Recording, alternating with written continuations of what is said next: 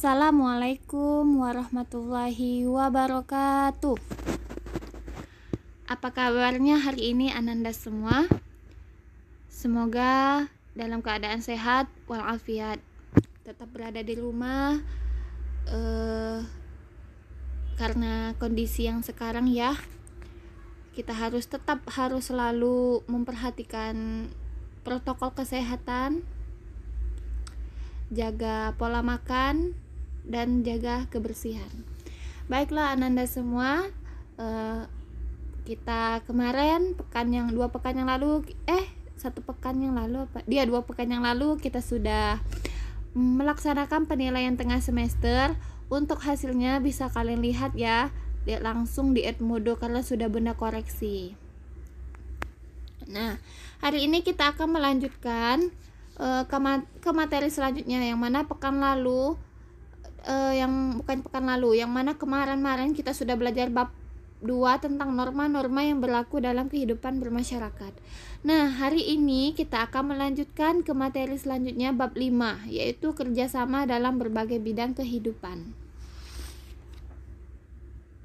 Bab 5 itu ada di bukunya ya, halaman 119. Oke, apa sih kerjasama itu? Oke, sebelum Bunda akan menjelaskan materi, Bunda akan menyampaikan dulu tujuan pembelajaran kita hari ini, yaitu yang pertama, melalui tayangan video yang ditampilkan pendidik, peserta didik dapat menjelaskan pengertian kerjasama dalam kehidupan bermasyarakat dengan benar. Yang kedua, melalui penayangan video yang ditampilkan pendidik, diharapkan peserta didik dapat membedakan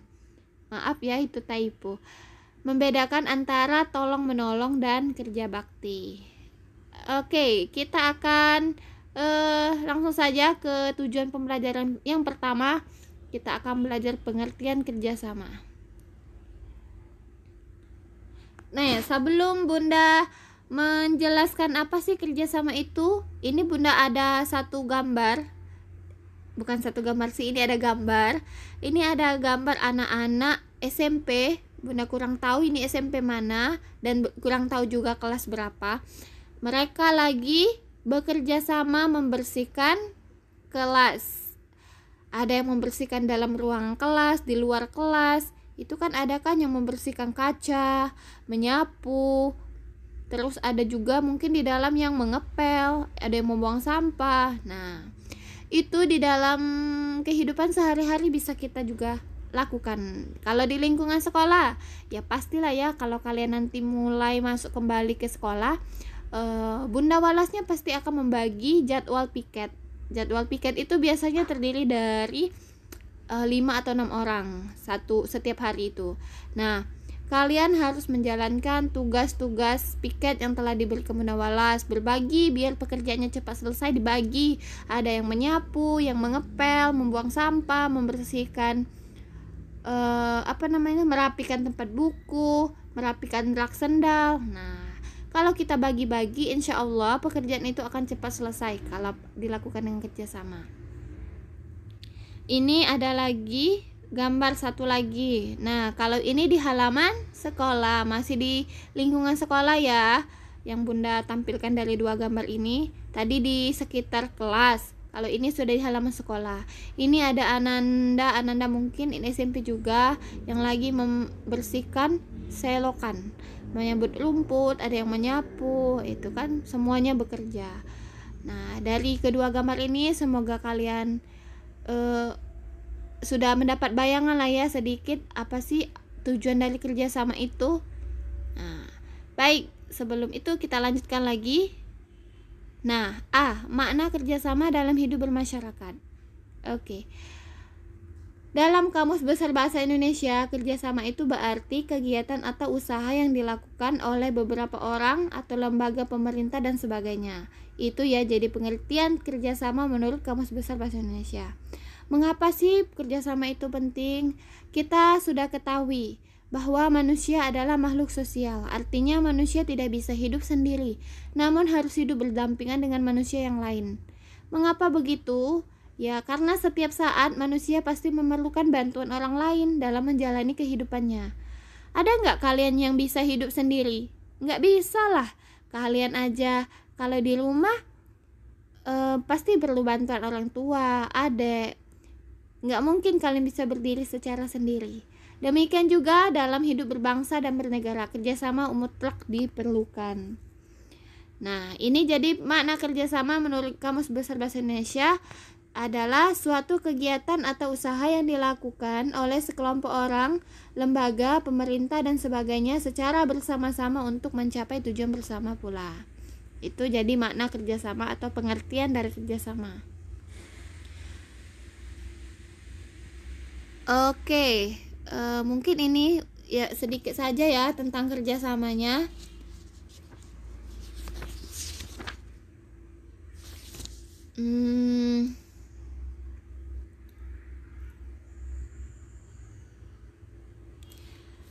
Kita langsung saja lanjutkan ke gotong royong.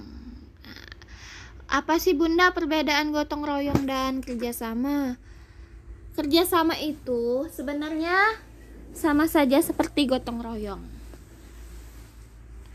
Nah, asal mula gotong royong ini, kalian masih ingat nggak rumusan Pancasila yang dirumuskan oleh siapa ya, Bunda lupa, oleh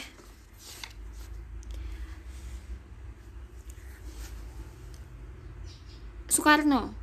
Nah, rumusan dasar negara atau Pancasila yang dirumuskan oleh Soekarno itu terdiri dari ada 5 kan, ada nasionalisme dan kebangsaan Indonesia, yang kedua internasionalisme dan perikemanusiaan, yang ketiga mufakat atau demokrasi, yang keempat kesejahteraan sosial, yang kelima ketuhanan yang Maha Esa.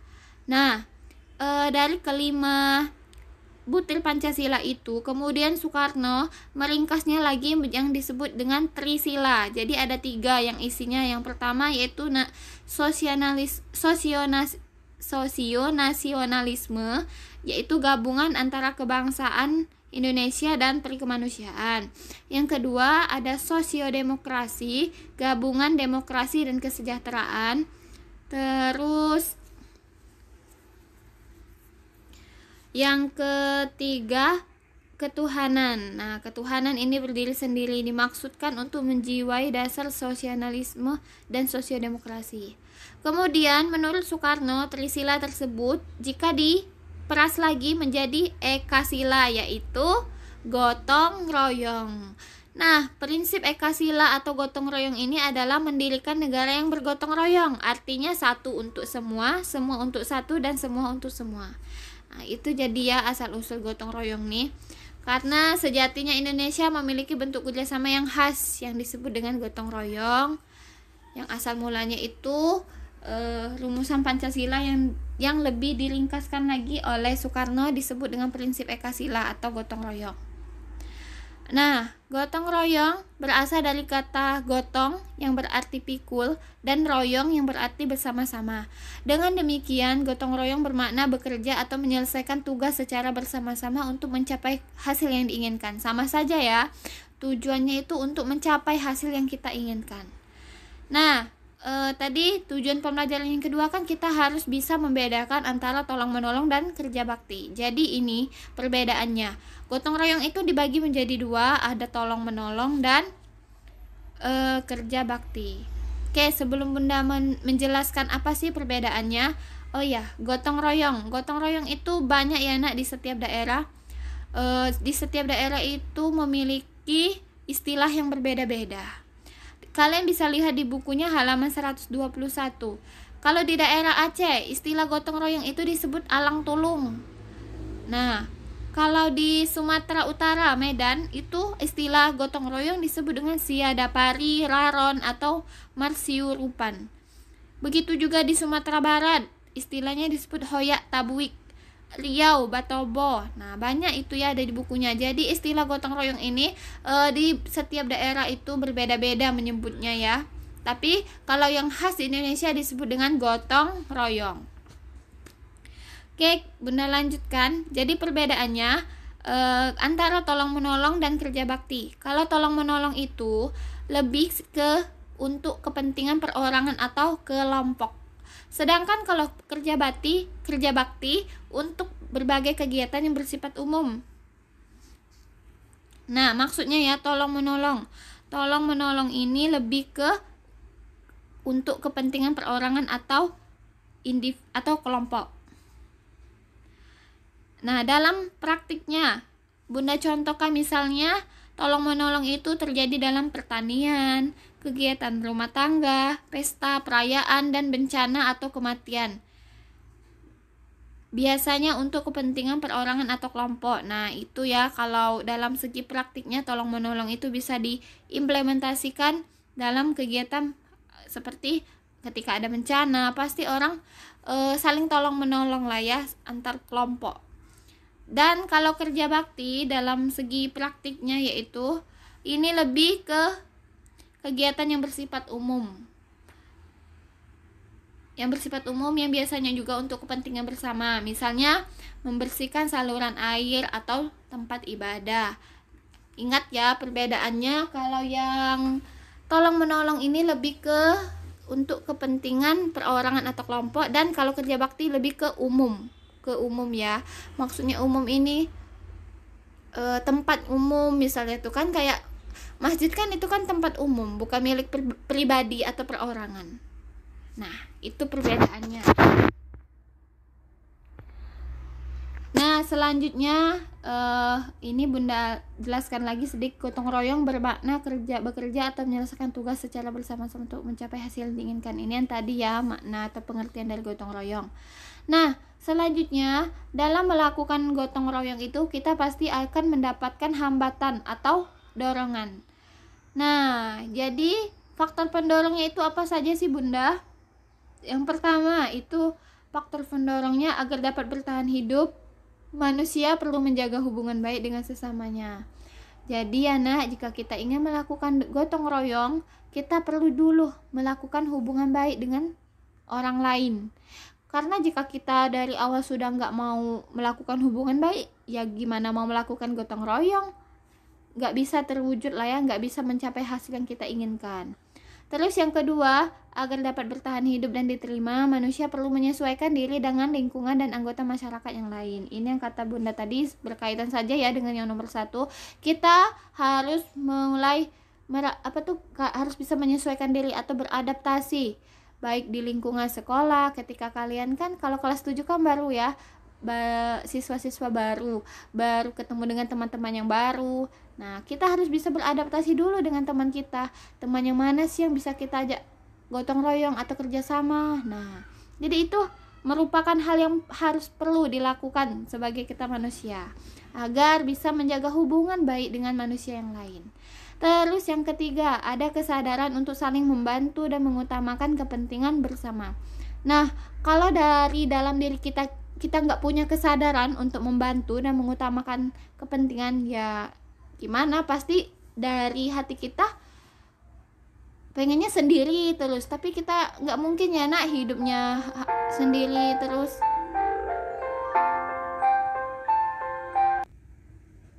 Selanjutnya keempat, manusia memiliki kecenderungan berkelompok. Yang kelima, manusia memiliki kecenderungan untuk mencapai kesejahteraan. Nah, itu faktor pendorong. Selanjutnya faktor penghambat. Faktor penghambatnya yaitu yang pertama, rasa individualisme manusia yang kuat. Adanya perbedaan pendapat, lebih mementingkan kepentingan diri sendiri daripada kepentingan umum. Rasa percaya diri yang kurang. Nah, kalau kita mau nggak percaya diri ya, kurang percaya diri ya, itu akan menghambat kita untuk melakukan kerjasama atau gotong royong. Sosialisasi yang kurang. Nah, inilah yang kata Bunda tadi, kita harus bisa menyesuaikan diri, bisa beradaptasi, bersosialisasi dengan manusia yang lain. Nah, mungkin ini faktor pendorong penghambatnya. Nah, ini Bunda ada beberapa contoh gambar. Nah, coba kalian bisa tebak nggak kalau ini lagi ada keluarga yang kebanjiran rumahnya. Nah, kalau ini termasuk tolong menolong atau kerja bakti? Tadi kan sudah Bunda jelaskan ya, kalau tolong menolong itu lebih ke kepentingan perorangan atau kelompok, sedangkan kalau kerja bakti itu untuk kepentingan yang umum. Nah, ini ada tim SAR yang menolong keluarga yang rumahnya kena kebanjiran. Ini termasuk apa? Tolong menolong. Mengapa tolong menolong, Bunda? Ya, karena kan ini kan untuk kepentingan apa? Perorangan atau kelompok.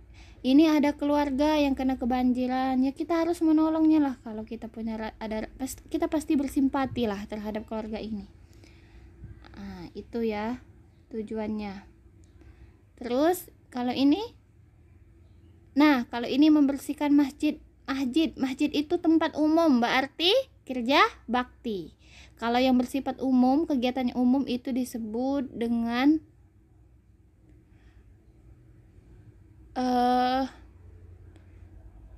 kerja bakti ya. Masjid kan termasuk salah satu tempat umum ya, bukan milik pribadi atau perorangan.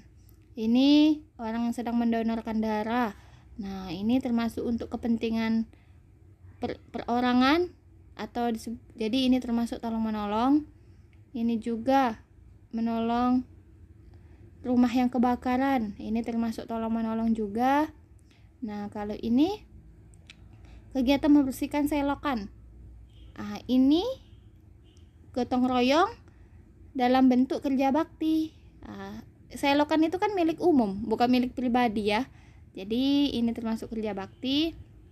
Nah, ini membersihkan kantor lurah juga termasuk kerja bakti, karena kantor kades ya, kantor lurah atau kantor kades sama nggak tahu ini ya.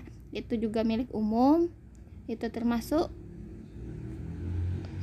apa?